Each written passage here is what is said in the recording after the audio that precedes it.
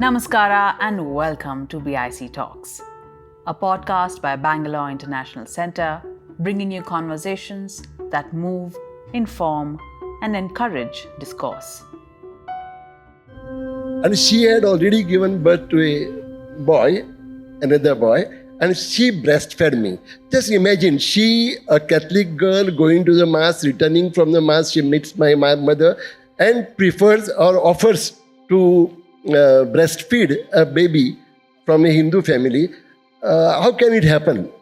And how is it tolerated? Elsewhere, I don't know whether it would have been possible. So this kind of atmosphere that I have seen in my own house, I think that is the basis. Novelist, short story writer, critic, screenwriter, and Sahitya Akademi awardee Damodar Mauzo and author and playwright Vivek Shanbhag converse about Teresa's Man and other stories from Goa that brings out tales which are as compellingly local in their flavor as they are universal in the ideas and emotions they evoke. This episode of BIC Talks was adapted from our session at Bangalore Literature Festival 2022. The book I just now launched is a wonderful collection of short stories, The Wait and Other Stories. We will have our conversation not just on the book, but then the writing of Damodar Mauzo. It's my privilege and pleasure to be in conversation with him, a great writer, someone whom I have been reading for decades. When his Carmelin came, it was quite a sensation, and the book was originally written in Konkani in 1979, got translated into almost all Indian languages around 83, 84. And it was quite a sensational book when I was a student. And his previous book, the novel, which was published 2 years ago in Konkani, which is called, in Konkani it's called Jeev Dimu Ya Chai Maro, which can roughly be translated as, should I take my life or have a cup of tea? He is a writer, is amazing writer, for whom the stories just come to him. And we'll talk about it a little later. But before that, there is something, which is unique about Damodar Mauzo, who ran a shop for a living for many, many years. It is something very different because it was a shop that was in a very small place, Majoda in Goa. And he had done it by choice. It is something, after his graduation, he had many options and then he chose to do this. And now I feel that, the shop was something, it's like an image and it's like a metaphor which is at the center of his writing, which is almost, he's been writing for 50 years. So let us start this conversation about your shop and how did you get into this and how the stories, came to you through this. Whether I write or stories get themselves written from me, I don't know. I'm not very sure. But yes, I finished my graduation in Mumbai. But even before I finished, I started writing. And I write only in Konkani. My creative writing is only in Konkani. The reason is obvious. Of course, one can write or one can express best in his own mother tongue or in his own language. That is one reason. But in Goa, there is a peculiar thing about languages. There is always a controversy, language controversy. Particularly before the opinion poll, I hope you all know about the history of Goa after liberation in 1961. We had to face a referendum, opinion poll, the only referendum in India so far which has taken place, whether you want to have independent entity or want to merge with Maharashtra. And some of the expansionist forces from the neighboring state, I'm talking about Maharashtra, they wanted to grab the land of Goa and annex it to Maharashtra.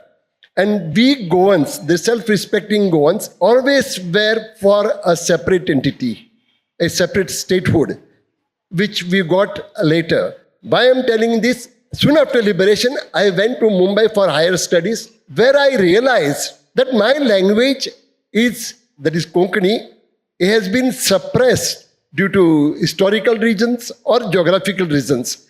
Historical reasons because Konkani was banned by passing a decree by the Portuguese in 1684. So we had a very, very hard time to stay alive. And then secondly, because of geography, That is, after the conversion started in Goa and after the Inquisition, the law of Inquisition was imposed on Goa, there was exodus of people from Goa to the neighboring states, mainly in Karnataka, in the parts South Canara, and then in Kerala and in Maharashtra. So after going to Maharashtra, when I saw the state of Marathi language, then I realized how we are lagging behind. So we struggle to bring up the linguistic standards, the language standard, the literary standard of my language. And my struggle was partly because of language and also because of love of literature.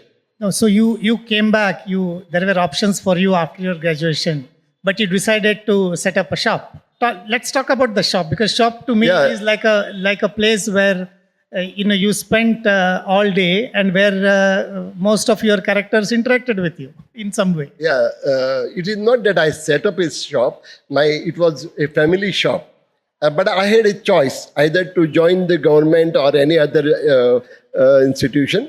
And you can understand 1961, soon after the liberation of Goa, there were lots of job opportunities. And I was easily getting one. But then I decided to run the family shop. For two reasons. I didn't want any restrictions imposed on I wanted to enjoy my freedom.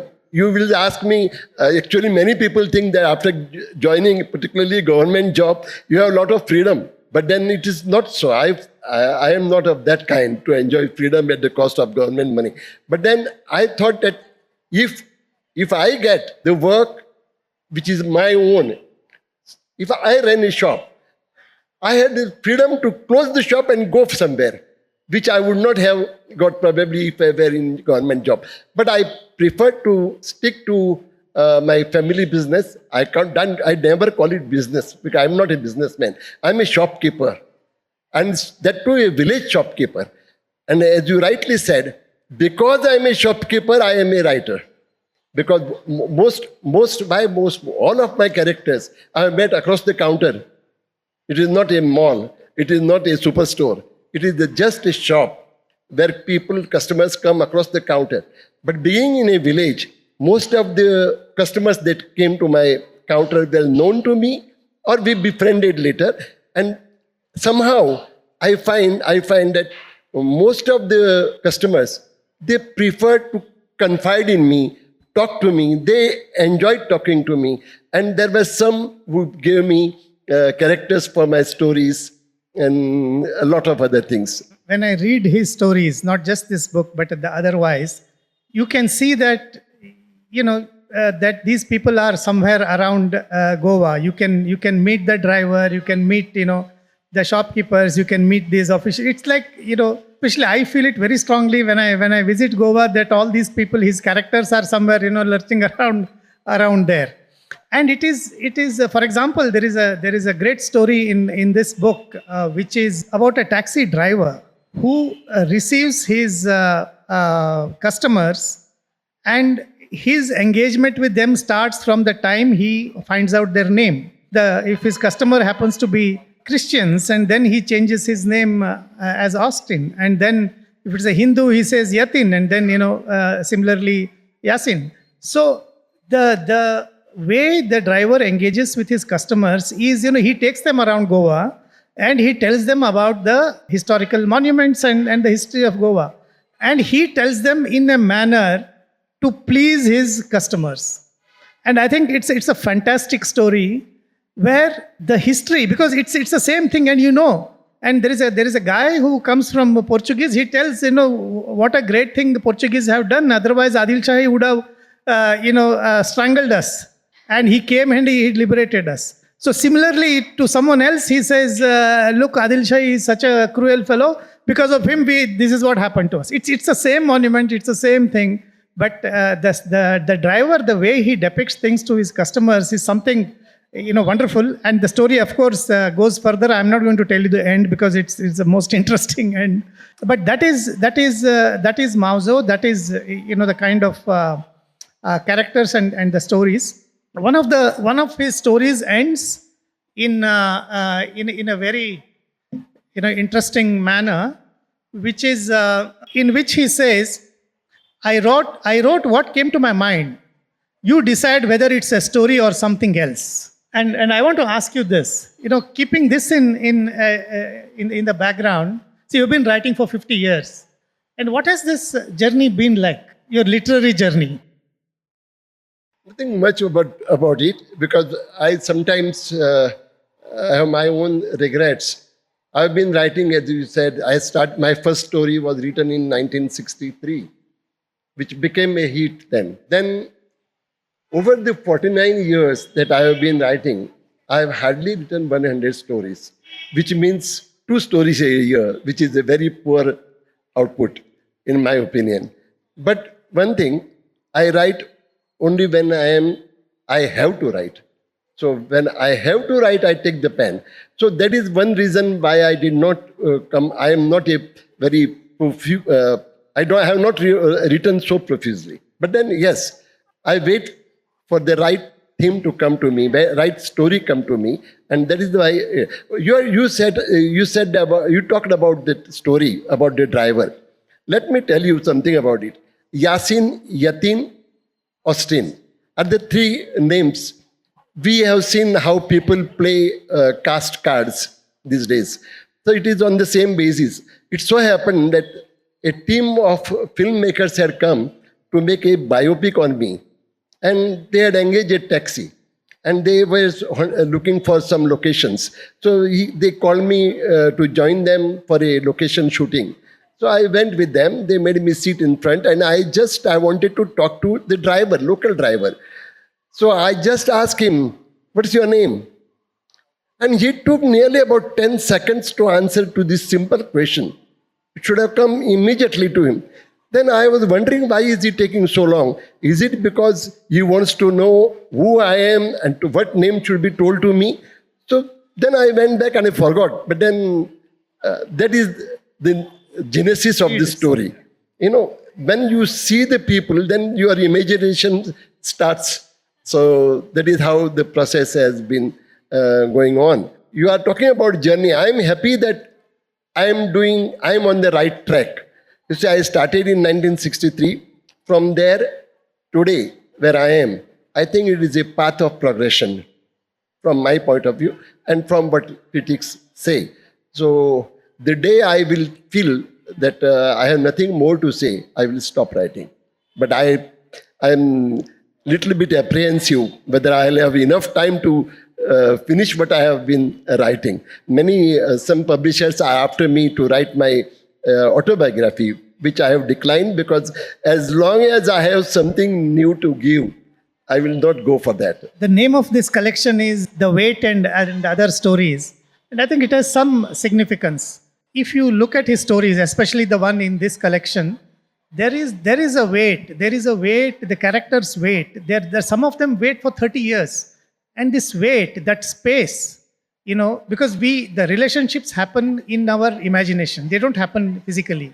Because you wait for somebody, you wait to hear from someone, and that's where the relationships happen. And I felt when I was reading this and reading at these characters and that weight of some of these characters, it was almost like a response to the way in which the world has changed, the speed with which the world is operating today. So and also there are the diversity of these stories. I really surprised to see there are so many Catholics in your stories. Is there any reason for this? Where most of the villages are Catholics, predominantly Catholic village. And I grew up playing football with them, doing my Portuguese schooling with them, and then later. But then I never felt they are the other. Neither they felt me as the other. So that we have that camaraderie, we have that friendly atmosphere in my village. And I'll tell you one thing. I think it's bringing up of me by my parents and my family or my friends. That has helped me.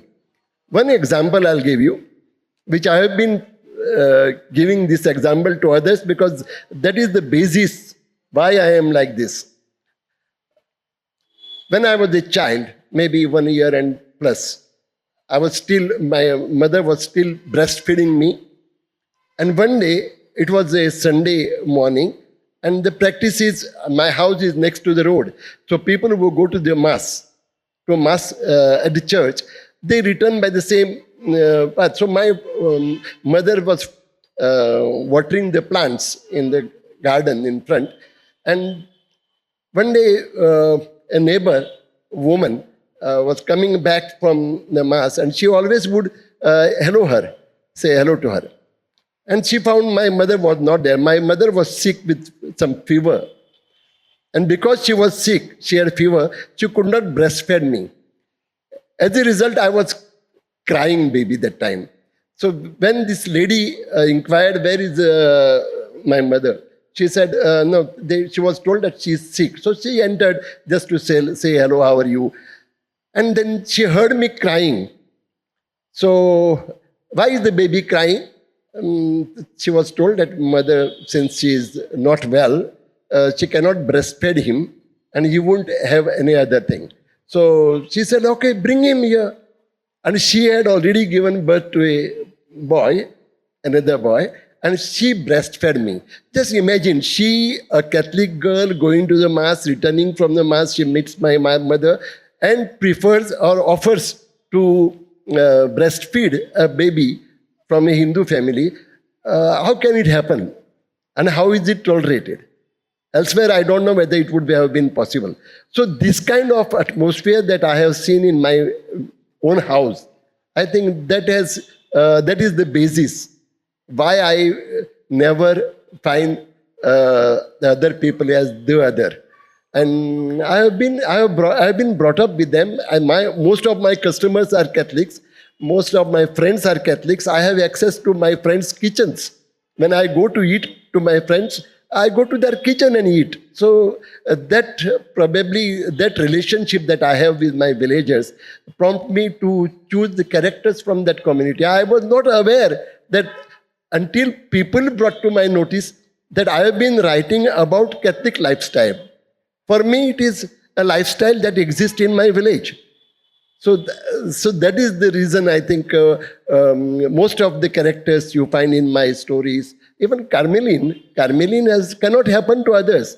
And the lifestyle that our village has is slightly different from the other side. Hindus and Catholics live a parallel life in Goa. They intermingle very easily outside at society. But in family level, very little. But then in my house, it was different. So that is the reason I think most of the characters I have. And since I have a very close relationship, my bosom friend is a Catholic. So I know what are their problems. So I can easily deal with the problems. Carmeline is dealing with women going to Gulf as ayahs. And that was the period, 1960 plus. After East Africa was liberated, most of the countries were liberated then, we got independence, and many Goans who lived in East Africa, there were many, East Africa, Karachi, Mumbai, so they returned home. But then there was, the economy was a money order economy. So they were running out of their funds. So many women preferred to, that was the time when Gulf needed women folks to work as ayahs. Gulf was getting richer because of petrodollars. And many women went to Gulf, Kuwait and other places, mainly Kuwait, and they were the women folks. First to go were women folks. Then the men followed, and now today the situation is changed. But that was the time when women who went and worked at Arab houses as maids, they had to suffer. They were subjected to sexual abuses also from their bosses. But it was always pushed under the carpet. I think this is the first novel from not only from Goa and from Konkani, but from other parts of India also. Though there are many Punjabis and many people from Kerala, they have gone there. But this topic, so sensitively, nobody has touched upon, I think. But it is all due to the village and people of the village. I remember something that you mentioned to me some time back about your first story. When the editor responded to your story, and that scene is something that's etched in my mind. After writing for 50 years, it's very nice to look back and just recall that incident. If you may, please. I was doing my college and I had come back home during the summer vacation. And one day after lunch, I was sitting in the veranda. There is a chair and table which I'm very fond of. So I was sitting there and I had urge to write, but I did not know what to write. And then suddenly the entire ambience, it was afternoon around 2:30 and 2 o'clock, I think. And it was very hot summer, month of May. So suddenly I was inspired to take to pen. I started writing. I finished by 4 o'clock. And then I was, once I finish a story, I want someone to read it. Right now, my first reader is my wife. But that time I was still college going and my mother was illiterate. So I could not share with anybody. I cycled to Margao, left the story on the, I wanted to see the editor, but the editor's office was empty. Nobody was there. I just left it on his table and returned home. Next day afternoon, somebody told me, somebody is calling you outside. So went out, I found one man on his bike, motorbike, is calling me. So I went, I recognized him as the editor. He said, you came to Margao yesterday? I said, yes. You came to my office? Yes. You left some story there? I said, who has written it? And he accosted me. There is no admiration in his voice. He was accosting me. Who wrote it? I said, I have written it. Have you copied somebody? I said, no, why? Then, he got down from the motorbike and just gave me a hug, very tight hug. And coming from the editor, I was just maybe about 18 years old and he was in his 40s. But you can imagine. So that, gave a lot of encouragement to me. It's a wonderful incident, and I always, recall this whenever we talk about his writing. The other thing I wanted to ask you, now that we talked about, how was your childhood and the kind of society and so on, there is a story in this collection, which is, the last story. It's called Not My Business, right? It's not my business. And it's a story set in current times and more political. Of course, Damodar Mauzo has been activist for over 5 decades, and also he has been more active and vocal in the recent past as well. Now, this story is something unusual, something about reflects our current times. Would you like to say something about it? No, I think it's not in terms of explaining the story, but something. No, there is no activism in it. It is the reflection of what is happening now. Now, in sense, then when I wrote it, it was when the lynching was very happening and a lot of abuses were taking place. So I was prompted to write this. But then I think real activism is in that where you take the message without making it obvious. So here, I remember when Sudhir Kakkar, the psychoanalyst, once told me, the best way to reach out to the readers is through stories. If you give them a sermon, if I give you a lecture, probably I will not be able to convey what I feel. But when I write a story and when it is read, many things are told without even their knowledge. So that is why I prefer to write that story. Just before we close, there is a wonderful story in this collection which is called Gentleman Thief. That story cannot be discussed, it cannot be explained. You have to only read that story. And I was asking him, how did that story come to you? And as we were conversing, then he also felt they just come to him. So I was telling him that if I make him sit here, and the way his stories are, the flow and the way they are written and the characters are formed, I was telling him if I make him sit here and give him a sentence, he will just write and finish the story. Because he is that kind of a writer where, it just flows. A sentence after sentence after sentence, it flows and the characters are formed. Similarly, there is a story, this burger story, which is again, I think, set in a Catholic family, and it's wonderful because there are not many writers who can write about about the family and the society which is outside them, and which is not their own caste, not their own religion, and Mauzo is one such wonderful writer. About coming back to your craft of writing, you said you generally write in one shot. Yes. Right? Yes. So what does that process look like? I mean, what is that experience? Is it something you are possessed? Is it something that comes to you? You think about it? How does it happen? Please don't take it as a writer boasting about his process. Every writer has his own process. And one is not less important or more important like that. But then yes, right from beginning, I have been waiting for the inspiration to come to me, the story to come to me.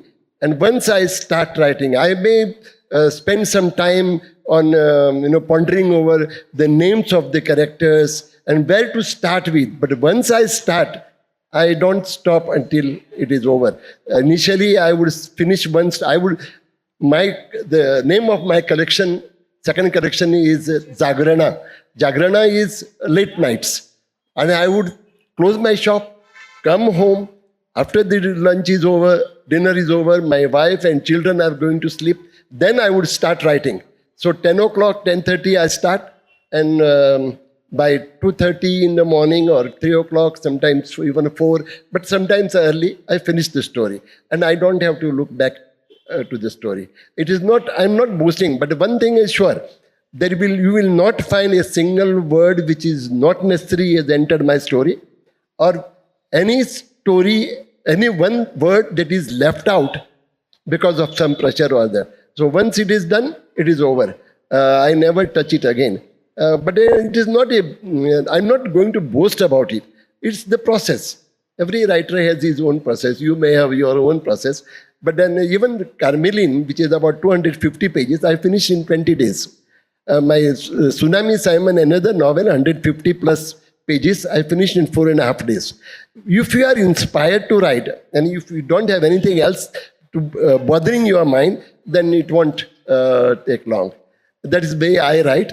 And I would rather prefer you to speak about my stories. So you please buy the books and decide yourselves.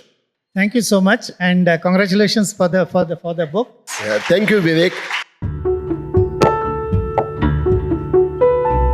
Thank you for staying on for the full conversation. If you like what we do, please share it with your friends and family. You can also leave us a review or rating on iTunes and Apple Podcasts. The crew that makes these podcasts possible is Gaurav Krishna on sound supervision and production, with support from S. Sarvanaraj and Raghavendra Tenkaila. Artwork and design is by Chandni Venkataraman of Crisscross Design Studio. Don't forget to subscribe to our channel on your favorite podcast platform. It can also be accessed on our website, bangaloreinternationalcentre.org. Do follow us on Instagram for updates on all our programming. This is Lekha Naidu signing off on behalf of everyone at BIC.